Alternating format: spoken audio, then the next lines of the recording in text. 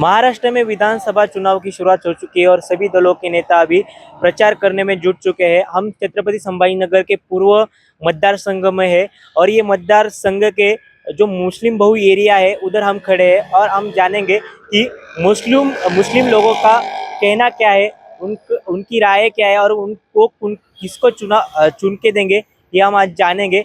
इधर एमआईएम के इम्तियाज जलील और भाजपा के जो अतुल सावे, इन दोनों के बीच में असील लड़ाई होने वाली है। मुस्लिम समाज के 10 उम्मीदवार इस चुनाव में खड़े हैं, तो हम जानेंगे कि आज मुस्लिम समाज किसके पीछे खड़ा है, कौन चुन के आएगा। महायुति। महायुति। हाँ। तो महाविकास आघाड़ी अगर कहती है कि महायुति के कारण मुस्लिम समाज को बहुत धोखा हुआ है, मुस्लिम समाज के विरोध में आज महायुति ऐसा कहती है महाविकास आघाड़ी, ऐसा क्या लगता है आपको? वो तो उनके सब प्रोपेगेंडे है भाजपा। ये वैसा देखा जाए सब एकजुट के मिलना चाहिए, सबको मतदान करना चाहिए, चाहे वो महायुति हो चाहे महाआघाड़ी हो, सबको एक साथ। महायुति के नीतीश राणे कहते हैं कि मुस्लिम समाज के हम विरोध में हैं। क्या उसके ऊपर क्या बयान है? राजकारण है, वो सब राजकारण करते हैं, सब राजकारणी लोग है, बोलने से क्या होता है। क्या लगता है कौन चुन के आएगा? अभी एमआईएम के इधर इम्तियाज जलील भी खड़े हैं पूर्व मतदार संघ में। इम्तियाज जलील को क्या एमआईएम आएगा? एमआईएम इम्तियाज आएंगे? इम्तियाज है। अतुल सावे नहीं आएंगे। उन्होंने काम किया है क्या मतदार? क्या मालूम भाई, काम किए कि नहीं मालूम, अपने को उतना आइडिया नहीं है। पर इम्तियाज जलील आएंगे। इम्तियाज जलील आएगा। मुस्लिम समाज के जो भी है अभी 2-3 उम्मीदवार अभी पूर्व में खड़े हैं, तो क्या उन तीनों में से चुनाव किसका करोगे? एक आधी सीट आ सकती है सर, एक आधी सीट एमआई की एक आधी सीट आ सकती है। ऐसा हैगा। अगर हम बीच में बात करेंगे तो कोशिश करेंगे। अभी चुनाव आ गया है, पूर्व में एमआईएम के इम्तियाज जलील भी खड़े हैं और अतुल सावे भी। कौन चुन के आएगा ऐसे लगता है? अब क्या बोले सर उसमें बोलो ये बच्चे। नहीं, आपके मुद्दे क्या है, मतलब सर्वसामान्य को क्या लगता है कौन चुन के आना चाहिए, आपको क्या चाहिए? हमारे डिपार्ट में तो वही है भाई, इम्तियाज जलील साहब। क्यों इम्तियाज जलील क्यों? अब वो अच्छा काम किए हो, पहले थोड़ा काम अच्छे किए हुए हैं। हमारी समस्या है पानी नहीं है हमारे इधर, 12 दिन पे पानी आता है, अब ऐसी समस्या है सब। अतुल सावे ने काम नहीं किया? नहीं, कुछ भी नहीं किया सर, कुछ भी आए नहीं आज तक जब से जीत के गए। महायुति ने ये तरुण को ये रोजगार दिया है, बहुत सारी योजना जैसे लाड़की बहन योजना, फिर उनको वोट क्यों नहीं? नहीं तो वो लाड़की बहन अलग बात है, मसला ये अलग है मसला। लाड़की बहन अलग है भाई, वो ये अलग है, ये इलेक्शन का। जलील साहब के विरोध में 28 उम्मीदवार जो मुस्लिम समाज के हैं, वो विरोध में खड़े हैं, तो उसके ऊपर क्या बयान? वो भी मुस्लिम से ही आते हैं ना भाई। अब मेरे को समझ नहीं आ रहा है। ठीक है। क्या लगता है इस चुनाव में कौन जीत के आएगा? पूर्व की हम जब बात करते हैं तो एमआईएम के इम्तियाज जलील और उनके विरोध में 28 उम्मीदवार भी खड़े हैं मुस्लिम समाज के, तो कौन चुन के आएगा उनमें से? सबसे पहले तो आपकी जानकारी जो है तो वो थोड़ी सी करेक्शन करना चाहूँगा। मुस्लिम 28 उम्मीदवार नहीं खड़े हैं, अभी 10 उम्मीदवार है उनके खिलाफ मुस्लिम के, और वो 28 भी होते तो इम्तियाज जलील ही जीत कर आते, क्योंकि इम्तियाज जलील ने आमदार रहते हुए जो काम किया है मध्य में 2014 में, फिर 2019 में जब वो खासदार बने, जब औरंगाबाद ज़िले का जो डेवलपमेंट किया, उसके बाद आज हम देखते हैं कि पूर्व के जो एमआईएम के कार्यकर्ता थे और जो आवाम थी, लोग थे, उन्होंने इम्तियाज जलील को जाके रिक्वेस्ट की कि आप जो है तो आप हमारे नेता बनिए, हमारे कॉन्स्टिट्यूएंसी से लड़िए और हमारा नेतृत्व करिए। जब जाके वो पूर्व में लड़ने आए हैं, तो जब जहाँ पे जनता खुद बताती है, जनता जाकर खुद उनको बोलती है कि आप हमारे तरफ से लड़िए तो जीतेंगे, तो वही ना। रामगिरी महाराज ने जो वक्तव्य किया था उसको महायुति ने एक तरह से सपोर्ट ही दिया था, उसके ऊपर क्या बयान करोगे? महायुति के पास डेवलपमेंट बताने के लिए कुछ नहीं है। ना उन्होंने देश में काम किया मोदी सरकार ने, ना ये रिक्शा वाली सरकार जो 3 पहियों की जो इन्होंने फिर से सरकार बनाई, शिंदे हो या फिर अजीत पवार हो या देवेंद्र फडणवीस हो, इन्होंने महाराष्ट्र के लिए कुछ काम नहीं किया।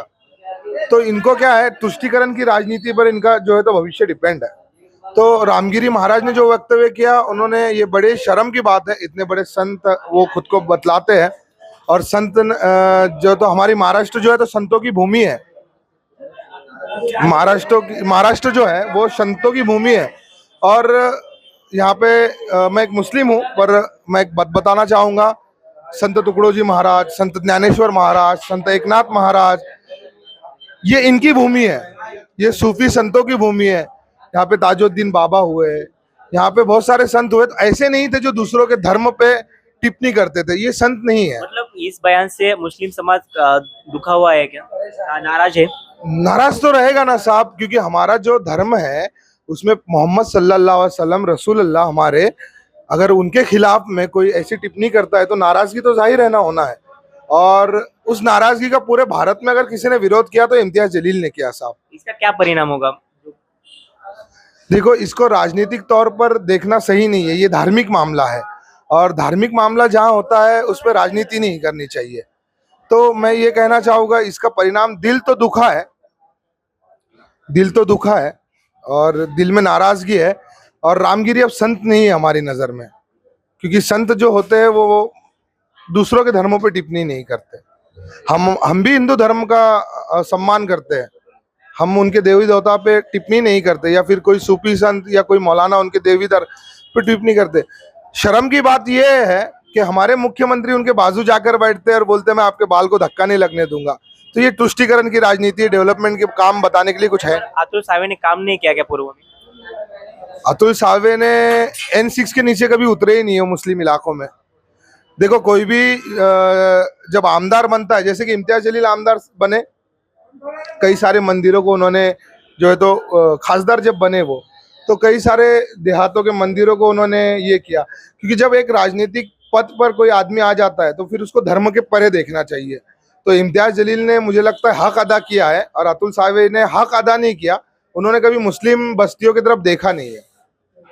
एक तरुण होके आपको क्या लगता है कौन चुन के आएगा, या आपके मुद्दे क्या है?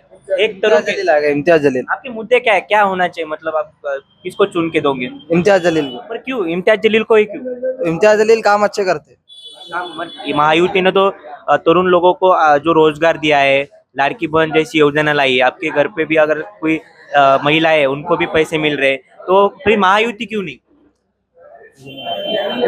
वो उनको नहीं मालूम, जो इनको सब मालूम आती, इनसे बात करिए। चाचा, क्या लगता है कौन चुन के आएगा? आपके क्या क्या राय है आपकी?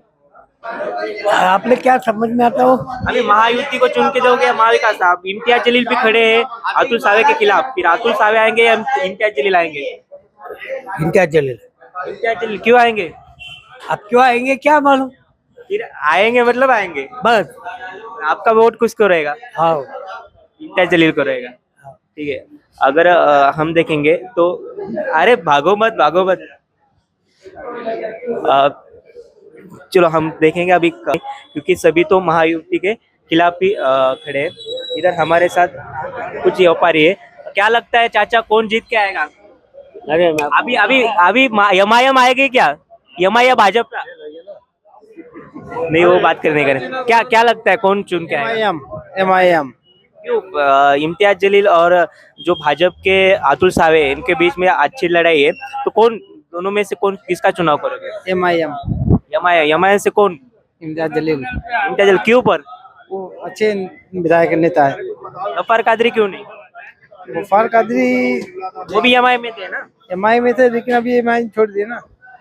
वो नहीं क्या? नहीं, वही, पर वो तो मुस्लिम से ही आते हैं ना। कोई जरूरी थोड़ी है कि सब मुस्लिम का है तो सब जीतेंगे। क्या क्या राय है आपको, इम्तियाज जलील क्यों आने चाहिए, और उनसे क्या राय है, मतलब वो आएंगे तो क्या करना चाहिए उन्होंने आपको? जो अच्छा करेंगे।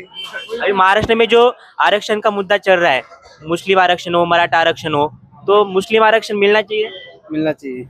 और इम्तियाज जलील आने के बाद तो नहीं मिलेगा ना, एक को आपको महाविकास नहीं तो महायुति देनी पड़ेगी। मिलेगा मिलेगा, कोई मिलेंगी। ठीक है, चलेगा चलेगा। चाचा, क्या लगता है कौन आएगा? भाई इलेक्शन के बारे में अपने कोई इंटरेस्ट नहीं।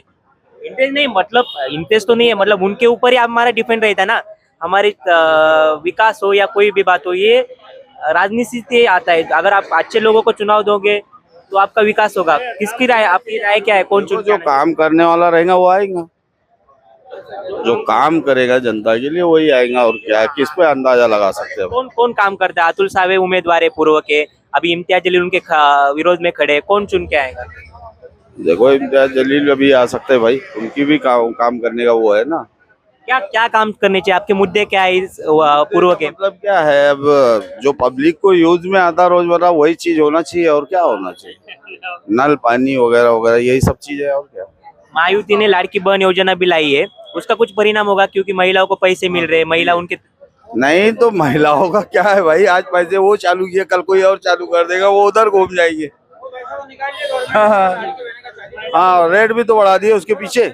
क्या महंगाई बढ़ गई क्या? अभी आप बात कर रहे थे महंगाई की, क्या लगता है? ठीक है, आपके मुद्दे बताओ ना, क्या महंगाई बढ़ गई? लाड़की बहन योजना आपने दी है, लेकिन तेल पे तो 40 रुपए बढ़ा दिया ना भैया। फिर सरकार ने तेल के ऊपर 40 रुपए बढ़ा दिए। मतलब एक लाड़की बहन के पैसे दे रहे हैं और महंगाई बढ़ा रहे हैं, ऐसे ऐसे डाले और यहाँ से निकाल लिया गवर्नमेंट ने, क्या हुआ उसमें?